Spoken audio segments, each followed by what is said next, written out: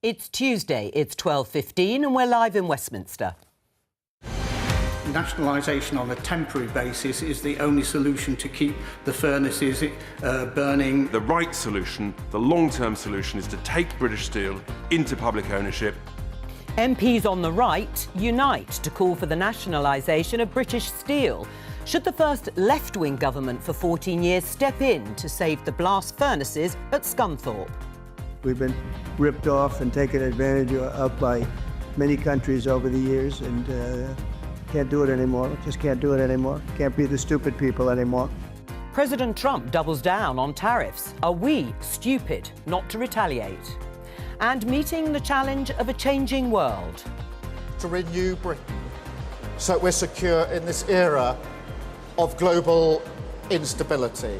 The kaleidoscope has been shaken. The pieces are in flux. Soon they will settle again. The wind of change is blowing through this continent.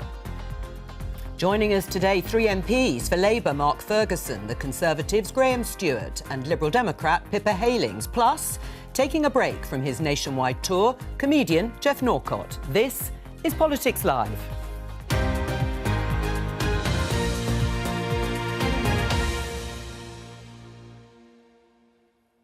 Hello, well, let's start the programme with some good news. A little girl named Amy has become the first baby in the UK to be born to a mother who received a donated womb. There she is, gorgeous baby.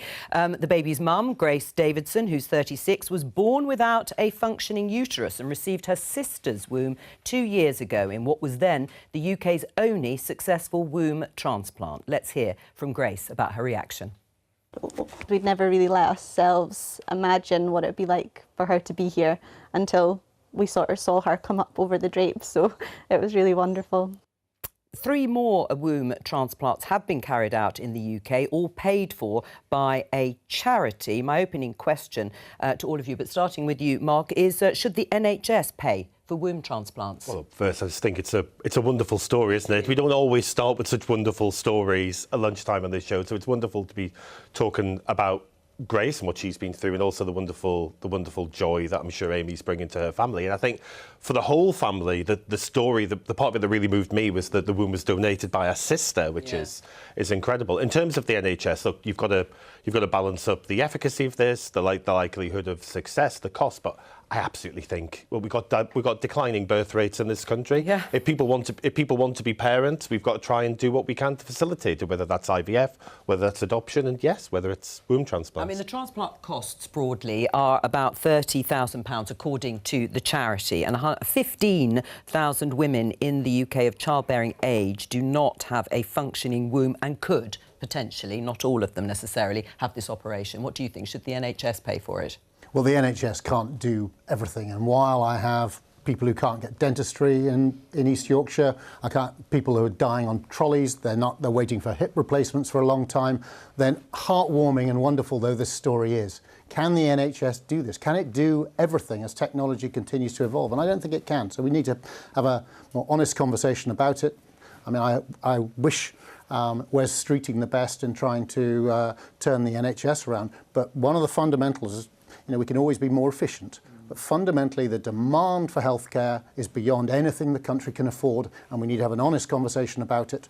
And there will wonderful technology that this will keep being produced, but I'm not sure the taxpayer can afford to pay for it. Well, Graham mentions Wes Streeting, Pippa, who was asked about this and gave a politician's answer by saying quite possibly we could look at the NHS paying for it. I think the charity has enough cash left for 2 further operations. What would you choose?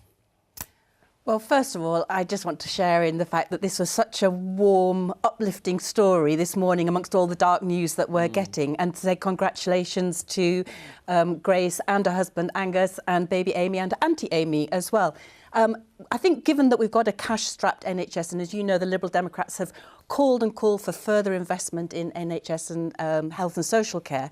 However, this was funded, as other things such as cancer research, by a charity. That's a situation that we're in at the moment, and so we do need to bring further resources in. What I'd say is we're already, through the NHS, funding different fertility procedures such as IVF and others. We've got the NICE, and that will determine the criteria and conditions. And I really do hope all women could have hope, like Grace must have had now. Other women around the country could have that hope too. What do you think, Jeff? Is it something the NHS should look at? I mean, yes, the point Graham made about a falling birth rate, helping as many couples as possible to have children if they would like to have children, otherwise they'll miss out. Yeah, I mean, also I could just share in the awe that I feel for these siblings that donate organs. I mean, if my sister asked me to dog sit, I complain. But there's people who are actually saying, "Here's a part of my body," and they have to go under. General anaesthetic for these procedures. I think if you look at the principle of the NHS and what it's there for, is if there's a part of somebody's body that's not working well, and that is causing them harm, psychological, physical harm. I've seen, close to me, the emotional anguish that people can go through if they can't conceive and give birth naturally. I think it qualifies on the principles of the NHS. Obviously, cost is an issue, but I think it's a legitimate point. One of the biggest problems facing this and a lot of Western cultures is falling birth rates, so I think it stands up. Right, what do you think in terms of that being a priority going forward? Well, we could find cheaper ways of encouraging people to have children than £30,000 a time, operated on once, as I say. Auntie Amy being so brave. But after I think Grace is hoping to have another child, and then because of the daily immunosuppressant drugs that have to be taken, she is going to have that womb removed again. The idea that the public, the taxpayer, can pay for every newfangled thing, however much joy it brings and how wonderful a development it is, it can't. And if we don't have a more honest conversation, it's easy for politicians to share in the awe and the joy and not talk about the reality of the fact that we have an NHS which is letting down too many people with basic care right now. And every time we go off and spend money on other things like this. So I wish the charity well. I would love to see it available as cheaply as possible in the private sector, and maybe it could come into the NHS, but only if people like NICE look at it and can see it, as Jeff has said, as delivering within the normal principles of the NHS. The danger is that we all get starstruck by it and we end up spending money because of politics instead of doing the best for people. Briefly? Well, I'd like to think we can walk and chew gum at the same time. It's, of course, look, these sort of new, remarkable medical advances are always going to grab the attention, but I would say waiting lists are coming down month on month for the last 5 months. 2 million new GP appointments. 1,500 a brain transplant, maybe. All right, well, let's turn to UK Steel, because the Chinese owners of British Steel last week launched a consultation process on the proposed closure of its 2 blast furnaces, the last remaining 2 in the UK in Scunthorpe. They say it could put 2,700 jobs at risk out of a workforce of 3,500. The company says the plant is losing £700,000 a day, but the company rejected the government's offer of £500 million in support payments. Now, yesterday it was debated in the House of Commons by MPs in terms of the closure of Scunthorpe Steelworks. Let's have a listen. My view has come round to the view that nationalisation, in this instance, on a temporary basis, is the only way it will secure the jobs, secure a future for steel production in Scunthorpe, and I urge the Minister not to rule that out, indeed, to actually commit to it. Our priority is respecting the workers and safeguarding jobs and retaining steelmaking. And we have been clear that in our belief that the best way forward is for Scunthorpe and British Steel to continue as a commercially run business, as the Honourable Gentleman knows, with private investment and government acting in support. But I can tell him that no options are off the table. When the Minister says that no options are off the table, will she confirm that they will make those decisions, come to a conclusion about the options within this very short time frame to ensure the blast furnaces stay open, and that actually the right solution, the long-term solution, is to take British Steel into public ownership, invest in it for British industry and for British Steel and for the workers in Lincolnshire? May I say to the Minister that she shouldn't waste the opportunity of a lifetime to have the parties of the right urging a party of the left to nationalise a British industry. Well, do you want to take that opportunity, Mark, as Julian Lewis, their Conservative MP, just posed? I think the peals of laughter at this somewhat unusual situation probably tell its own story. Look, I don't think nationalisation is where we're at with regards to British Steel. I'm concerned about the impact of what's happening in the steel industry. There are steel jobs at Davy Roll in my constituency that are affected by the challenges of the steel industry. But the government's got a national steel strategy. We're talking over £2 billion worth of investment. And I think that is a far better approach at the moment rather than rushing towards nationalisation. Although your offer was rejected by the company. Do you agree? Or should a Labour government take the opportunity to nationalise the industry? It's weird, you know, when you see that Tory MP suggesting it. It's like if the UK politics was a TV series. Do you think, if I missed a whole season of this, have I just tuned in and accidentally skipped on? Because it is slightly bizarre, and even to hear you pushing back, you sound quite definitive about it. It sounds like the official line is a bit more fluid than that. The problem that the government have got is they're talking a lot about the world has changed. These quite dramatic pronouncements, and that globalism as we know it is over. So in that new reality, potentially you have to do radical things. And I don't see how we could be the only G7 country that couldn't produce virgin steel. I mean, you're saying £2 billion investment. Into what? If it's gone, what would it go to? Mark?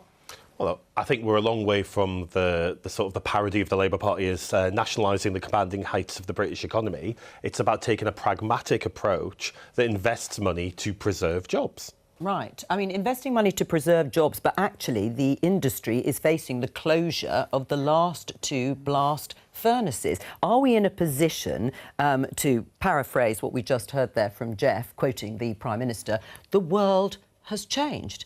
Do we have to change with it? I don't think anyone would doubt, especially in this week or any of the recent weeks, that the world is changing at quite a pace. And of course we have to change. But I think this sort of rush to say that nationalisation would be a panacea, a one-size-fits-all solution, I don't think that's the right approach right now for British Steel. What's your view? Well, I think we have to be clear that it's Trump's tariffs right now that have really pushed this to the edge. But actually, since 2019, we've been seeing near collapse after near collapse within the steel industry, which is critical to our manufacturing industry. And it was under the Conservatives that they scrapped the industrial strategy. We welcome that Labour is coming up with a new industrial strategy. This is critical to defence, to our infrastructure, to transport, and we're on a green transition. That green transition needs the industrial strategy to be there needs certainty for businesses, and that just hasn't been there. And that's exactly right, because the way that you improve the situation of the British steel industry is effectively by improving their order book. I find it odd to be on this side of the conversation. You would imagine this would be the position of the Conservative Party, but presumably you want more orders. So whether that is building wind turbines, for example, and we now have got rid of the onshore wind ban, whether it is massive investment in the defence industry, we're going to build 1.5 million houses, that's going to require a lot of steel. That's 3 attempts now, and I don't think you've done any better with any of them. The key issue, Joe, is that we must be able to defend ourselves. And the world has changed. And Mark and Keir Starmer talk about it, but they're not recognising the scale of it. We must, for missiles, for ships, for rifles, for aeroplanes, you need steel. And I think the position with you've had plenty of attempts. The position we're now in, we need primary steel. It is not a profitable enterprise. There is no. Right. It is not going to nationalisation. You agree with those Tory MPs and reform, not the government, that the industry should be nationalised? If it isn't profitable, but it is an overriding national security consideration, then we must ensure it continues. It doesn't have to be nationalised, but it does need to be backed by government, because if it isn't profitable, the only agency who will keep it going is the government. So the government must stand behind it. If it was to be if it wasn't nationalised, it would ideally stand behind a British company. Yeah. But this is nationalisation is political cross-dressing. This is like, do you know what? I was just going to say, you know that film Freaky Friday with Jamie Lee Curtis becomes her daughter and she becomes Jamie Lee Curtis? It is odd to hear, but I do think that there's a question to be answered for Labour here in terms. All the rhetoric in the world suggests that the world has changed, but you know, you look at the supposed support that was given to the car industry, which was a derisory discount against their own fines. We talk about self-sufficiency, but we're banning offshore drilling. When is the rhetoric and the substance going to match up? Well, look, we're not going to be self-sufficient if we keep, in terms of energy, if we keep on relying on fossil fuels. I mean, the reality is But we are going to rely on fossil fuels for decades to come, and you have decided decades to come. We're reducing. As you said, Graham. Give us a second. We need to reduce that reliance, and the best way to reduce that reliance is to move to more sustainable. Agreed. So let's talk about a new manufacturing. We still need our own, don't we? We are second globally in terms of the project pipeline operational for offshore wind. We could be global leaders in floating offshore wind, transferring the skills that we've got from our offshore grids, rigs, absolutely critical. We could do that, but what we would need 30 manufacturing plants, we would need investment in port infrastructure. This is the great manufacturing future we could have if we invest in it, and we're just late and slow. It's not either or. The truth is that stopping new licences in the North Sea when we are going to continue to be dependent on oil and gas for decades to come, even if we reach net zero in 2050, we'll need it. Not producing our own. Even if we meet, we're not sure that we're going to meet it in 2050. Even if it's extremely stretching and tough to do so, and Kemi Badenoch suggested that it probably isn't going to happen. But even if we did, even if we met the government's targets, we would still be burning oil and gas, and not producing our own, as Jeff said, doesn't make any sense. But there's no reason why we can't do that and invest in the port infrastructure, the enabling public So let's get back to our steel private industry. investment into let's our get production. back to our steel industry. How much money would you put in? I mean, it's £500 million, I think, the government has offered the owners of British Steel, and they've rejected it. So how high would you go, Graham? If it's an overriding national security consideration, it frankly doesn't matter how much it is. Right. We have to do it, which is why it's not actually, although we value the jobs and the workers, it's not about them. If it's an overriding national security consideration, we have to find the money, and we then need to find the most elegant and lowest cost solution to it. That's the step the government needs to make, and Mark clearly hasn't made it yet, but hopefully those above him will. Can we really afford to allow British Steel to be closed down? British Steel is absolutely integral, but I mean, Graham's just talked about national security. We've increased we're reducing GDP in defence to 2.5%. That's going to be a huge boost to the steel industry and the manufacturing industry and the defence industry. I come from a family where multiple generations of my family have worked in the defence industry, and I'm incredibly proud of that. And do you know what they worked with? Steel. Right. What about tariffs? What about retaliating, Pippa? That's what President Trump's tariffs. You said at your opening remarks there on this discussion that's why this has become such a critical issue. And then we could encourage, coerce UK firms to buy British steel. Yeah, well, absolutely. I think, one, we've got to stop cowering in the corner with Trump, because we know that appeasement doesn't work with bullies. And so you've got to actually But we got 10%, didn't we? Yeah, so who else got 10%? Wasn't that Iran and an island full of penguins? So basically, what we have to do is get an economic coalition of the willing together, like we've done on defence and security.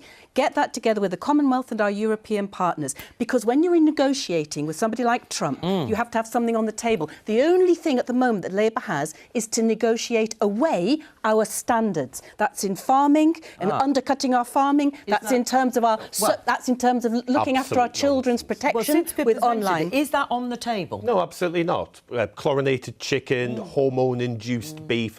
That's illegal in the UK, and it's going to remain the case. It's absolutely no online safety when it comes to the digital services test. The protections, the basic protections that have been outlined for children are going to be retained. I'm absolutely certain of that. Right. I mean, Jeff, on tariffs, should the UK retaliate?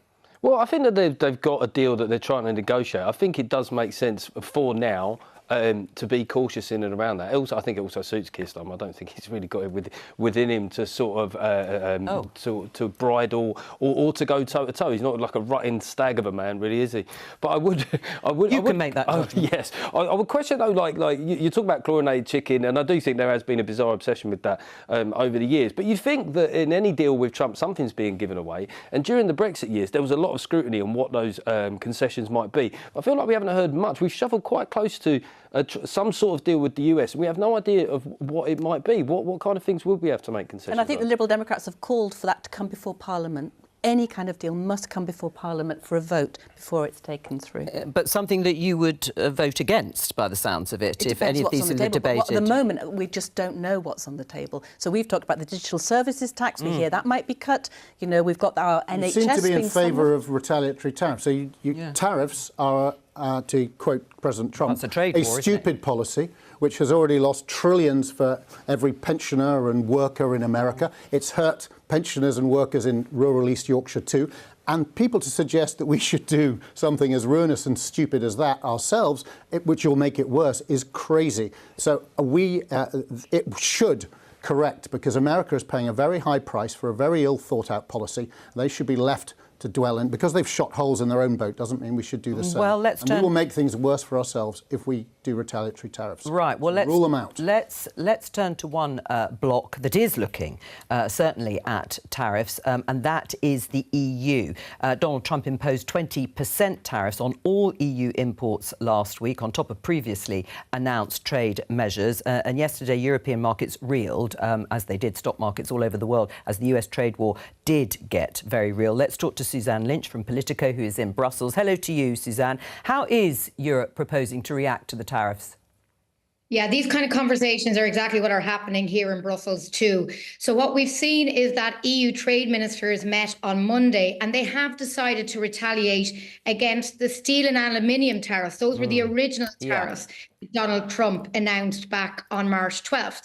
So they have decided to retaliate against them, and some of them are going to come in from next week. But crucially, they decided to omit a few products, bourbon, wine and dairy. And that's because there was a lot of lobbying here by different EU countries with their own alcohol industry who were worried that Trump would retaliate if they hit bourbon. So we've been seeing this kind of backroom negotiation here by the European Commission, trying to get the views of all the 27 member countries. They've all got different vulnerabilities. So they've ended up with this list now. But this is just a start. They are promising more, although they do say they're willing to negotiate. Right. I mean, Suzanne, you've explained, obviously, the difference with the steel tariffs at 25% on the EU. Are the EU looking on enviously at the UK's 10% universal tariff on everything else? Well, I think the reality is that the EU had a different trade surplus with the United States. So Britain was always in this position where it didn't have this gaping trade gap that other European countries had. So it was not that surprising that Britain wasn't hit as hard as the EU. In saying that, the EU, when it comes to trade in particular, the EU is feeling pretty confident because it's such a big market. It's 450 million people. Now, obviously, what's happening in the United States with tariffs is going to affect the EU, but because it's such a big trading bloc and trade is the kind of thing that the EU, the European Commission, knows that it can negotiate, it's taking a fairly strong stance against the United States. Right. I mean, in that sense then, Suzanne, they feel powerful because they are a very big trading bloc that certainly could in some ways threaten Donald Trump in the US compared to the UK. Yeah, I mean, it's not as simple as that, but yes, the bigger the market, the more leverage you have. Obviously, there's different nuances with your trading relationship. But as I was saying there are worries here, obviously. Farmers, different producers, the car industries all across Europe. Ireland has a huge US pharmaceutical industry. So they've been some countries have been lobbying, Ireland, Italy and Spain, for the European Commission to go a little bit more gently, to not retaliate because they're worried about the impact on their producers. But France in particular, France has been very strong. President Macron has talked about hitting digital companies, services. That's a whole new area. And a lot of countries aren't comfortable about that. I mean, because they feel that particularly countries, say like Ireland, that have the digital US companies, they don't want that. But again, they feel, well, a lot of officials here say, well, US tech companies need to operate in the EU. You know, we have some leverage here, but they're not at that point yet. They're kind of going incrementally. It's the idea is putting something on the table with the idea that you can move back. That's the idea of these negotiations. A lot of these tariffs, we have to remember, haven't gone into effect yet. You know, so there's still room for negotiation. That's what they're hoping is going to happen, that they can still use their leverage. One discussion that's happening here in the last 24 hours, Donald Trump mentioned it last night, can the EU buy more LNG gas from the United States? Now, officials here are saying this hasn't really come up in their conversations with the US. Donald Trump mentioned it last night, so that's something to watch. Suzanne Lynch, thank you very much. Very interesting, their view from Brussels. So has Brexit insulated the UK? Are we better off outside the EU or inside? Well, we've heard the supposed talks about a Brexit dividend, but really we know, and it's been acknowledged now, that we've had a huge hit on our economy and our productivity through Brexit. This is a double whammy. They hit first through a botched Brexit trade deal, and now this impact from Trump's tariffs. If we were working together with the EU right now, we could have collective strength in negotiating with Trump. That's what we need. Collective strength. The loony Lib Dems in full flow. Who would want to swap 10% tariffs for 20% Can I come back on that? Only the Liberal Can I come back on that? Yes, on the loony Lib Dems, on the 20%. So actually, if we brought together UK as part of the EU, then collectively that would be 13%, and we would have a much stronger collective bargaining together. It's the strength that Trump doesn't want. That's why he wants to divide and rule. So we could actually be doing this much smarter with the Commonwealth as well, and we could be there negotiating ideology, well. Jo, is it makes you blind to the facts around economics. you. Economics. Let's talk about economics. It is clearly being outside has helped in this particular guise, but going forward, we've just got to see a change in this, because the last decades, well, really the last decades of the last century, saw the greatest transformation of human welfare in human history, little commented on, because of the opening up of China, India, of other countries to global markets. And one man in America is looking to reverse the greatest improvement in welfare for everyone, from the poorest countries in the world to the richest countries. America has come out of this dominant and so much wealthier. And one man with his crazy ideology, much more extreme than yours, Pippa, You no longer support Trump. That's no longer support Trump.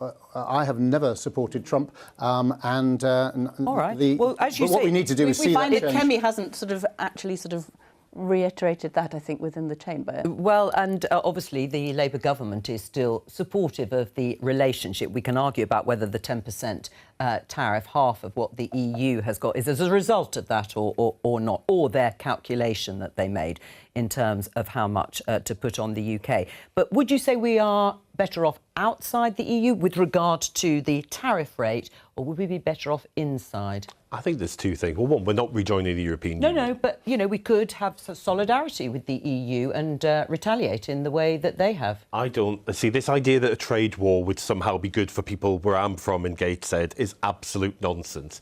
People in Gateshead like to build things, they like to make things, and I would like to be selling that across the UK, across Europe, across America, across the world. Tariffs aren't good for them. I think we're all disappointed by the introduction of the tariffs. We'd like them reversed. We need to get a trade deal, which I know is being worked on at pace, that removes as many of these tariffs as possible. And genuinely, I want to get to a situation, I think we need to reset our relationship with Europe. Well, if you want to reset that relationship, surely forge closer links. Do what Pippa's suggesting. I think there's a way of forging a different relationship with the EU that doesn't involve doubling our tariffs with America. I don't think that's a pragmatic or sensible solution. Collective strength in negotiating. As you're saying, this is all about the negotiation. So we want to make sure we've actually got something on the table, haven't we? And boost growth. At the moment, this is hitting British businesses and families the hardest in the midst of a cost of living crisis, isn't it? I do think it's look, I think even the most ardent Brexiteer would have to concede that there was a price to Brexit. I do think it's a shame that in this one instance, that Lib Dems can't just say, in this isolated instance, that it does seem that there's a benefit on these terms. Well, answer that. Let me just get Pippa to answer that. Why can't you just say that? Because right now, the best thing that we could do is actually make sure that we can build and export, and that would be particularly with our closest trading relationship is with the EU. We could do a much better trading deal with the EU right now, and that's what we're arguing for. So you think in the long run, the EU will get a better deal than 10%? No, what we're saying right now is we've got to make sure that trade deficit, that gap that we're going to have in trade, because of what Trump's doing, the world is changing. So therefore, we need to be able to make sure that we're trading together with the EU much better, filling that gap, as well as with other countries. I'm not sure they've invited us, to be honest. I'm not sure that offer is in any way... There might be something on the table there, of course, from the EU. But people are talking about, this issue of potential punitive responses from the EU if we don't collaborate. But look, one of the points of Brexit was to be an independent traded nation, and in so many other ways we are treated as a third country, and that was our decision. They're entitled to do that. But one of the benefits is that it gives you independence in the deals you strike. Well, I met with the ambassador from Indonesia yesterday, which is 280 million people, and it's looking to join the CPTPP, the big Pacific Trade Agreement. And that, if they join, I think that'll take the CPTPP to having a larger GDP and a much faster growing one than the whole EU. So we're looking out to the outer world. We have to take it. The British people have made their decision. I was voted Remain. We've got to make the most of it. And this kind of blind ideology, Pippa, is crazy. Let's talk about our steel. Let's talk about our car manufacturers. Our car manufacturers would like us to have a much better... Let's turbocharge our growth, cut the red tape that's in there now because of the botched Brexit trade deal, and give certainty to businesses. If we can do that, we could actually enable our car manufacturers to have clear exports to the EU, which is one of our bigger markets. But you must accept that the EU as a trading bloc is much more powerful. It is a bloc. It holds great sway in terms of potential influence over the US. Yes, of course, but by being a bloc, it also means that it has to move collectively as a part, like Graham, I voted Remain. However, you've got to say we are one of the largest economies in the world. We're able to negotiate directly with the United States and with Europe. This idea, for example, that we're not sort of engaging with Europe, I think it's been a massive step change in our relationship with Europe. I mean, I think the Prime Minister's probably spoken to Emmanuel Macron or Friedrich Merz probably more than I've spoken to my family. Hello, man, by the way. Sorry, I'll call you later. And our cars are moving into Europe and vice versa already. They are. The idea that well, actually, there's a lot of... You ask car manufacturers, you ask our farmers about the red tape that there is at the moment, that we could, and I hope that is what's being discussed at the moment, in terms of a more bespoke trade deal. I'm not talking about a bespoke trade deal, but I'm definitely talking about a step change in terms of the relationship. And, of course, look, Nissan is incredibly important in my part of the world. They're not hit to as a great extent as some other car companies because they predominantly trade within the UK and within the EU, and that shows that it can still be done. Right. Joe, you said the EU has more clout than us. Well, we've just had the big historic moment, and the EU's been hit with 20%. And we've been hit with 10. So if you want to look on the outcomes rather than your theories... But the problem with that is you're implying that the Bahamas has clout. I'm not sure that stands up. We were hit with in fairness, as much as I'd love to think, Graham, that we have that clout, we were hit with the same rate as you say, places that were populated mainly by Guinemots. Well, except it is all about trade deficit, isn't it? It wasn't about reciprocal tariffs or clout or however you want to describe it. But the reality is, yes, it is 10%, but 25% against aluminium and steel. And car manufacturers. Ed Davey, the Liberal Democrat leader, has proposed retaliatory Tesla tariffs, as he calls it, the campaign against Elon Musk. But now, you'll know, Pippa, Elon Musk says he hopes for a free trade zone between Europe and the US.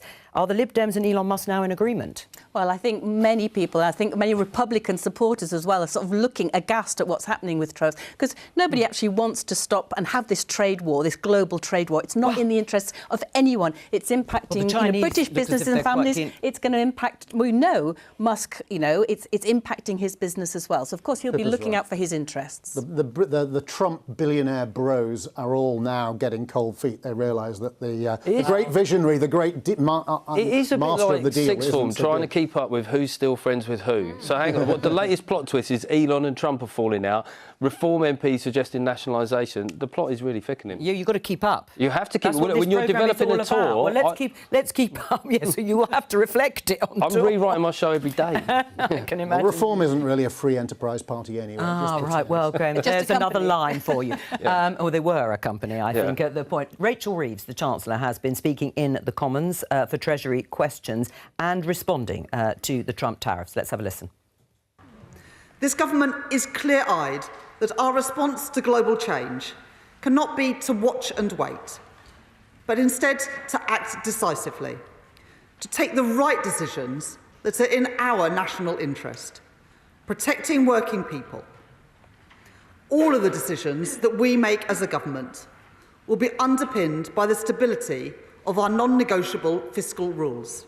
The non-negotiable fiscal rules. We've heard that before. So are you looking forward, Mark, to the prospect of voting for further spending cuts? Well, look, the position of the government will be set at the next budget. And you honour me, Joe, in thinking that I have some foresight into what might come forward in the budget. Always. But what would you be looking forward to? Because if she's ruling out any extra borrowing, Rachel Reeves, the Chancellor, there are only two other choices. Tax rises.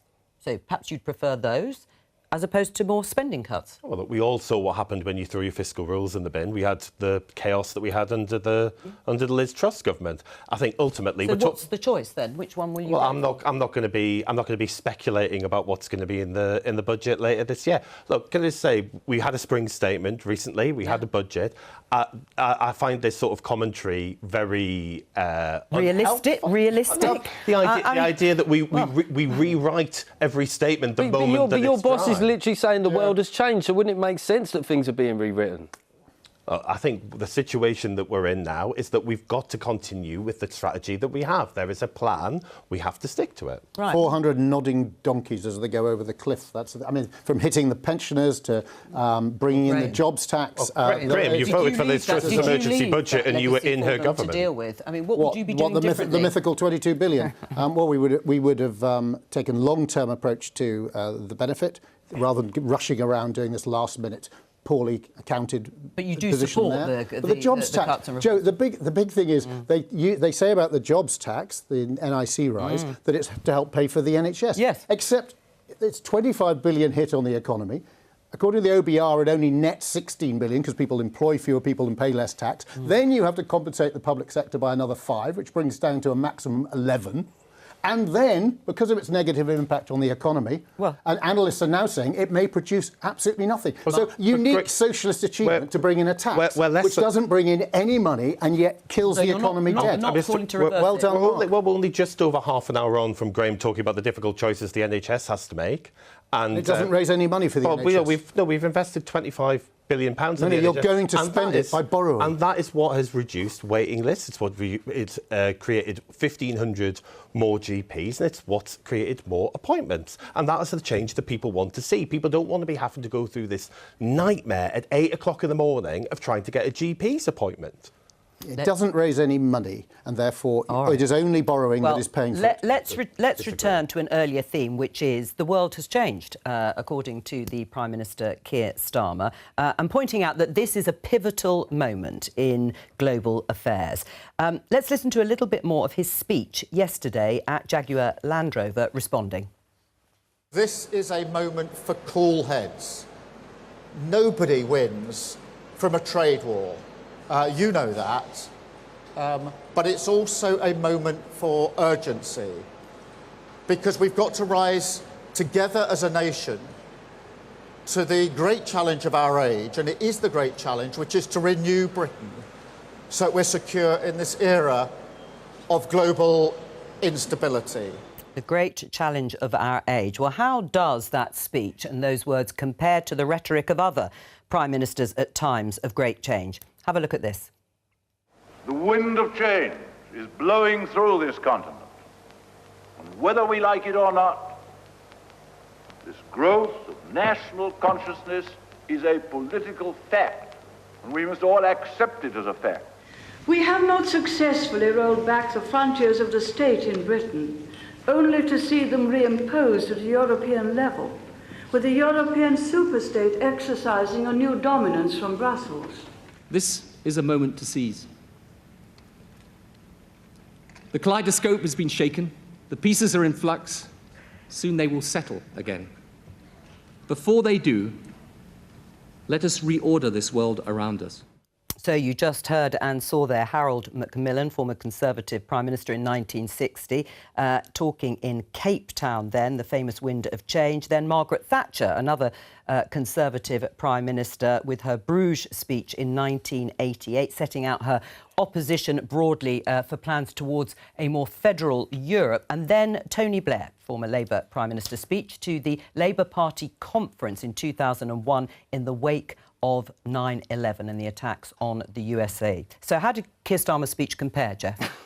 I mean, look, I don't want to be mean to him because he's got that voice. That's not his fault. But if I was struggling to sort of put fire in the bellies of people, I wouldn't have had a stream of really attractive cars going past me in the background, which has formed a natural distraction. It's fair to say that I think our last few prime ministers, it's been a while. In my lifetime, maybe Thatcher, Blair and Cameron were the ones that could sell an idea and sell it with vigour. But when, you know, I'm sort of working up the new tour show, and it's interesting, when I mention Starmer, he doesn't get hostility. His name doesn't tend to get hostility, but he does get a groan. You know, because there are world leaders that come with their own baggage, but do have perhaps a bit more presence. And we're sort of going through our Colin from Accounts era. And look, that's fine, but the substance of his speech, it's not just the voice or his lack of presence. He often relies far too much on platitudes, rolling up your sleeves, standing shoulder to shoulder. He gives heavy sort of diagnosis, but he doesn't often tell you things which match that in terms of radical action to meet this challenge that he's laying out. Mark?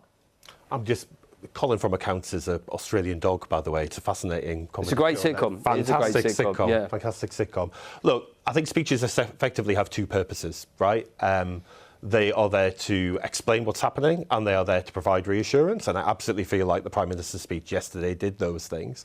But you're comparing the speech yesterday with other speeches from the past. Speeches gain a resonance with the context of what happens afterwards. We don't know what's going to happen afterwards. Obviously, we don't have that level of foresight. But I think this is a Prime Minister who, he doesn't seek crisis. I don't think that's the kind of leader that he is. But when there are challenges, he's someone who is seen to rise to the challenge, whether it was the riots last summer, whether it's what has happened with Ukraine. And yes, I think people look at him now and think there is a serious person who's trying to deal with these challenges that we have in the economy. Well, and interestingly, of course, Keir Starmer's poll ratings, to refer to those, have improved because of his role in terms of Ukraine acting as a bridge between the US and Europe, as he says. I mean, we've obviously had a number of Conservative Prime Ministers since 2010. What was the most spine-tingling speech you can remember from any of them, Graham? Well, it probably would. Yes, I'm going to have to go back and think of this spine-tingling speech. Well, yeah, because this is the problem. A lot of the recent ones, you know, if you look at May, if you look at Truss, if you look at Sunak, it's been a while. And even Johnson was sold as being this great orator, but I really saw it at the dispatch box. And I think I would take it from sort of maybe it's where comedians come from and understanding sort of the resonance with people. But I think President Zelensky and his speech to Parliament, I think as history will look back and say, there is somebody who, under unprecedented attack, spoke up for, you know, democracy, human rights, liberty, freedom, and has continued to do so and take his country and other countries across the world with him. And then to see the way he was treated, in the Oval Office by bullies and still come out of that standing. I think that's where we could see some leadership and that ability to connect.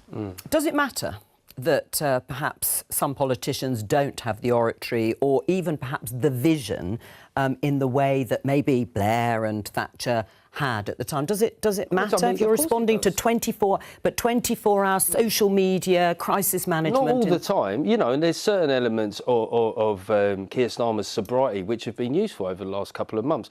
Yeah. But, you know, morale is a real thing. Consumer confidence is a real thing. All of these things are ineffable things that actually affect the workings of this country. So if there is a time when the Prime Minister has to let people know that things are going to be different, it would be useful to communicate that in a way which is engaging and memorable. Right. I mean, you've talked about previous Conservative Prime Ministers since 2010. Do you think Kemi Badenoch's got what it takes to rise to the occasion if she were ever to be in that position? Based on PMQs, it's been mixed at best. She's another one of those people, and a bit like Johnson, who was sold as being a good, no-nonsense orator, that, you know, if you watch him at the dispatch box, it doesn't always match up to that. I do think as well there is an issue that politics is a really hard job now. I personally don't think it's paid enough. There's a lot of scrutiny. There's a lot of threats, physical and otherwise. I think, you know, if you look at how politics works in attracting the best people, it's hard, and you sometimes see that coming through in the standard of leadership. Right, do you agree with that, Pippa? I mean, can you think of a Liberal Democrat leader? Or Nick Clegg was Deputy Prime Minister. I mean, a great speech. He was a good orator, but, I mean, is there anything that really sticks with you? Well, I'll come out with a sort of perhaps an interesting one, which is Ed Davey's ability to connect.